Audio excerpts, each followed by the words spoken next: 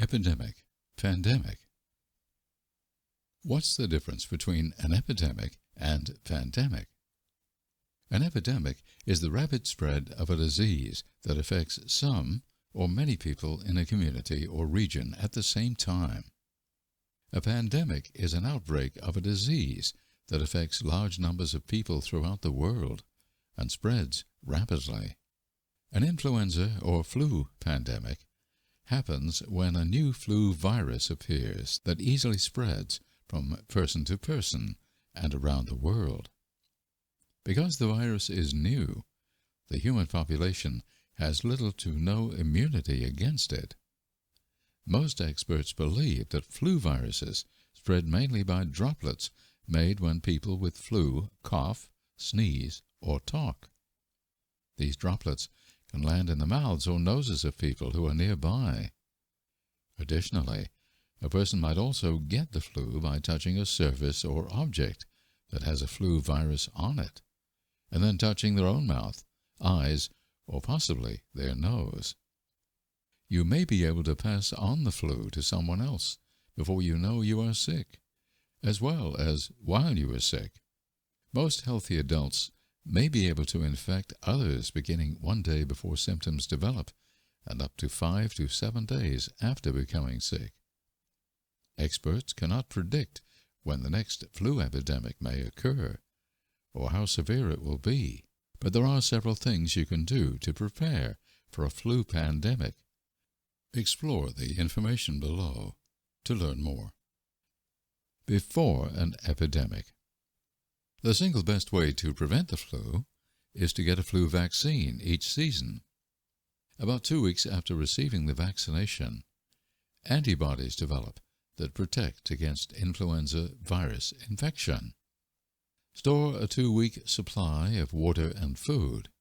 During a pandemic, if you cannot get to a store or if stores are out of supplies, it will be important for you to have extra supplies on hand.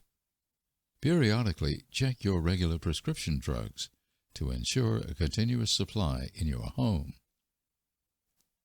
Have any non-prescription drugs and other health supplies on hand, including pain relievers, stomach remedies, cough and cold medicines, fluids with electrolytes, and vitamins.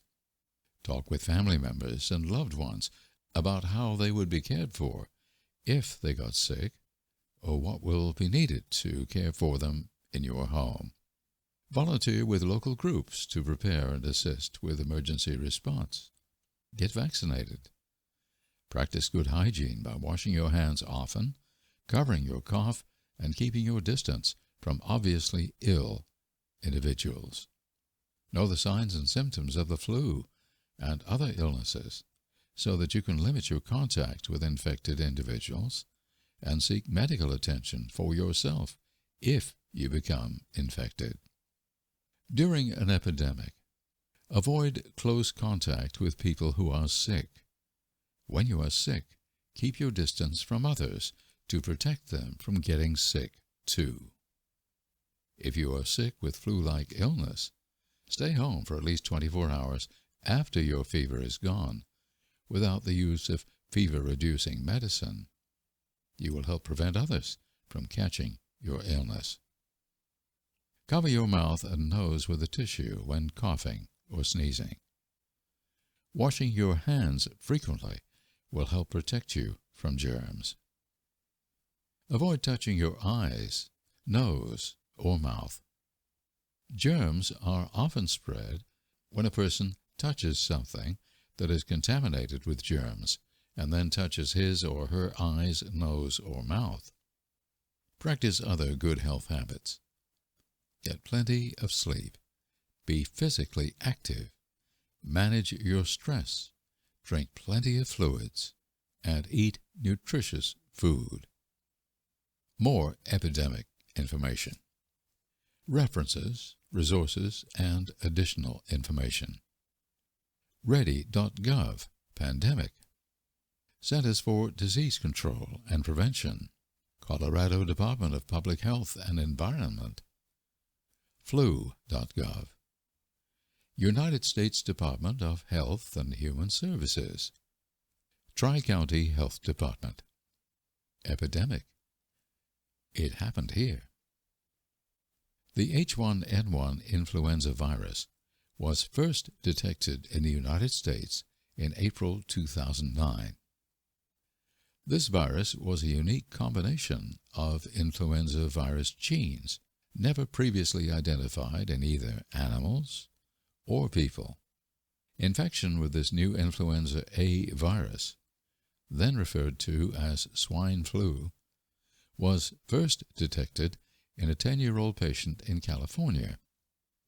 Once the virus began to transmit from human to human, it was renamed H1N1, which reflects its genetic composition. The virus began spreading to other states and then internationally to Mexico and Canada. By the end of April, the Centers for Disease Control, CDC, and World Health Organization, WHO, determined that a pandemic was imminent, and both organizations recommended that public health agencies implement their pandemic influenza plans. Public health agencies began preparations for mass vaccination clinics. After the clinics were implemented, there was a steady decline in the number of hospitalizations. As of November 14, 2009, a total of 1,769 influenza-associated hospitalizations from 51 counties had been reported in Colorado. 45 influenza-related deaths were reported.